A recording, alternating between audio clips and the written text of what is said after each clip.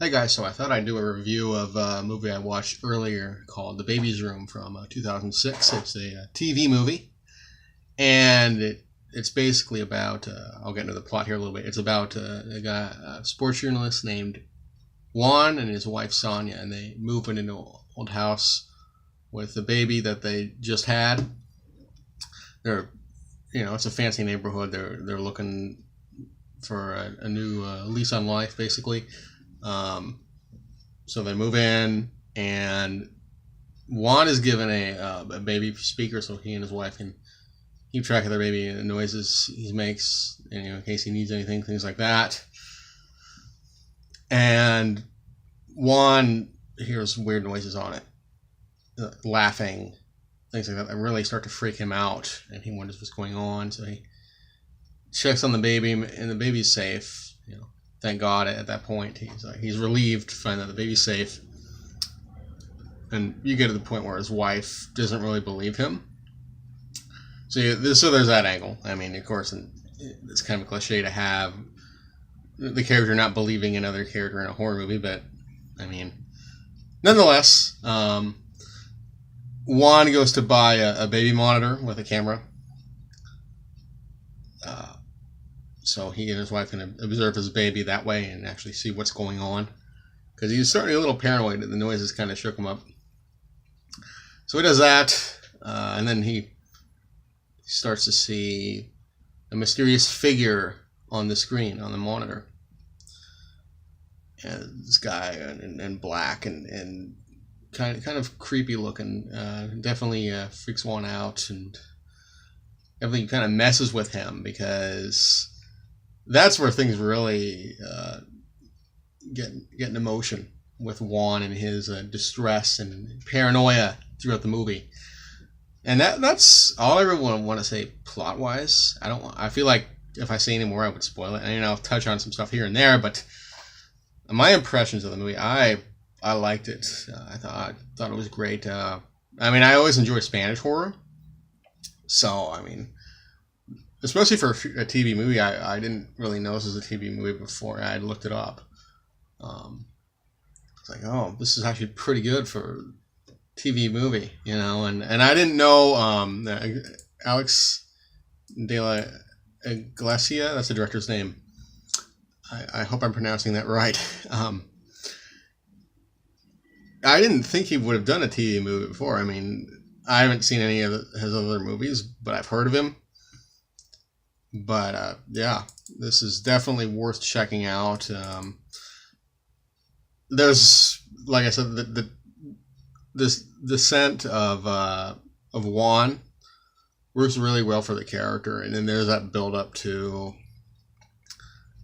and I like the way it builds up, and it doesn't feel forced or rushed. It works with him because he's stressed out at work trying to get things done, and being a sports journalist, trying to get articles written in deadlines met, things like that. So it definitely complements that part really well, I thought.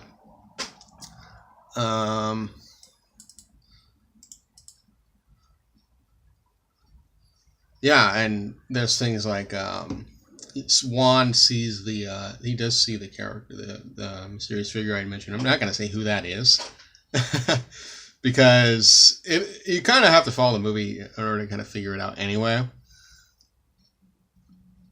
He sees him, and then he doesn't see him. So I feel like that's kind of open to interpretation. Like, is he hallucinating, or is what's causing him to see that? And the movie does kind of get into why things are happening with the mysterious figure dressed in black.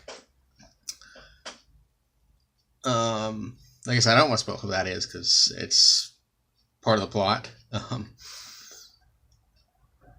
And what I also liked was that the movie does get into quantum physics and parallel universes, which has always been a subject of interest to me. Lately, I haven't really been reading up on that stuff, but there's a character named Domingo. He's a former journalist, and he kind of talks to Juan about quantum physics and why Juan's experiencing what he's experiencing. So I like that aspect of it too, because it really works with the story. Like, it felt that, oh, okay, things are starting to come full circle now. This is why things are happening the way they are, which I like that. I mean, it didn't feel like. I mean, yeah, I guess it does feel a little. It just kind of go over your head if you're not familiar with quantum physics. But at the same time, it's not. It's not like spoon fed to you either. But it's there so you can get the gist of it. I would say. Like I said, I'm interested in quantum physics and stuff. I've always been has interested me for a while. So maybe it'll kind of make you want to do your own research on that kind of stuff, because it's fairly fascinating. What else was I gonna say? I like the acting from Juan and Sonia. I don't know who the actors are, what their names are. Let's see.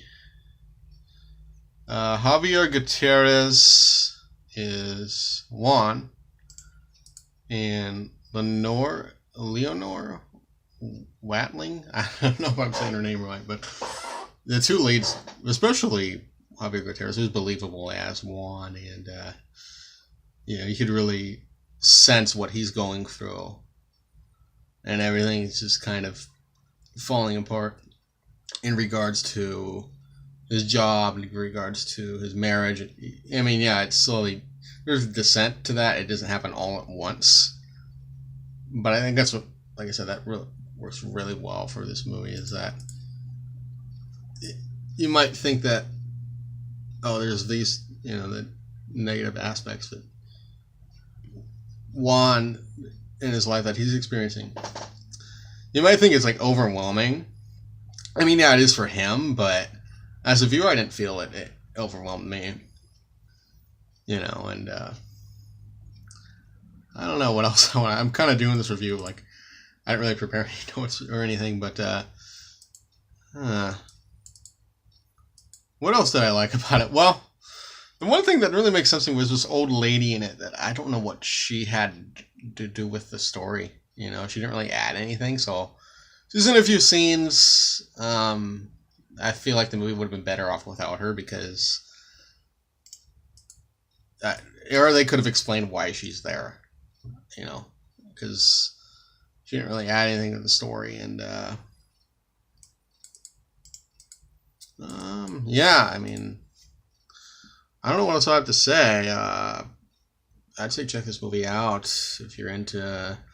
It is kind of psychological horror. Yeah, I would classify it as psychological horror. And even if you don't like foreign stuff, watch it, because you have to broaden your horizon sooner or later. And the movie has subtitles that shouldn't deter you from watching it. You know what I mean? I thought one other thing I liked was, so there's a part where Juan buys a whole bunch of monitors. It's kind of funny that he decides to buy them. And so he does that. He's probably has, I'd say 15 or 20 of them, something like that. And so he goes around his house, and he can use a monitor and the camera to see like hidden passageways, and he can see things on the wall that otherwise he wouldn't see normally, which I thought that was really cool, how it allowed him to reveal stuff and kind of get into that parallel universe that Domingo talks about in the movie. That's one thing I wanted to mention, because I thought, I didn't really expect that part to, how he kind of learns to adapt to a situation. Even though he's tense and a little unnerved, he still does what he has to do and make sure he and his wife and kid survive, because he doesn't want to experience what the parallel universe reveals to him. So he tries to change things so that you know, they don't happen. Yeah, I mean, like I said, I really enjoyed this movie. I'd say check this one out. You know, it's a different kind of house. You know, I guess not really haunted. Well, maybe haunted house. Yeah, I may even fall into that as well.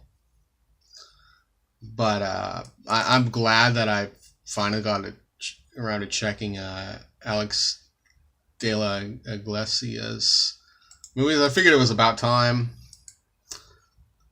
He did, I guess, some other movies. The other movies to check out of his that I should see. 800 Bullets, and the other one I'm trying to find here is. I just saw that name. Sorry for looking things up on the fly here. Day of the Beast. That one I heard about on the 22 Shots Movies and Horror podcast. And I thought that one seemed kind of interesting, kind of, seemed worthwhile.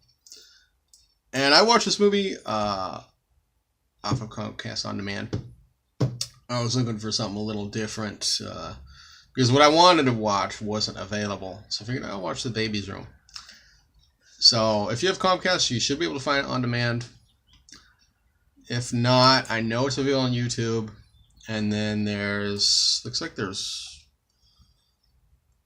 3 Region 2 releases of it if you're in Spain. Well, yeah, 2 of them are Spanish releases and 1 is a Swedish release.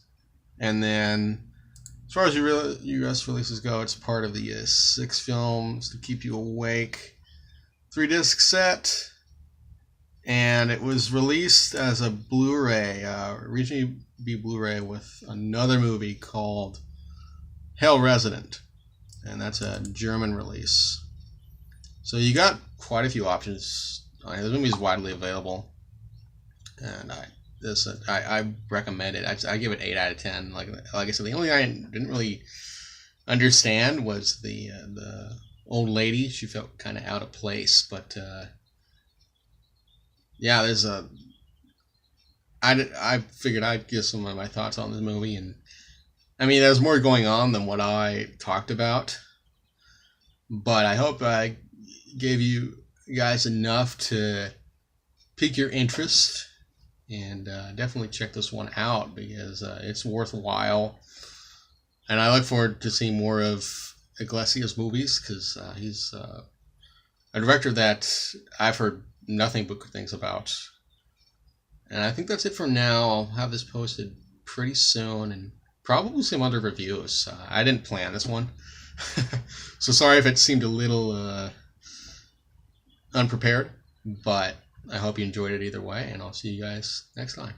Thanks for watching.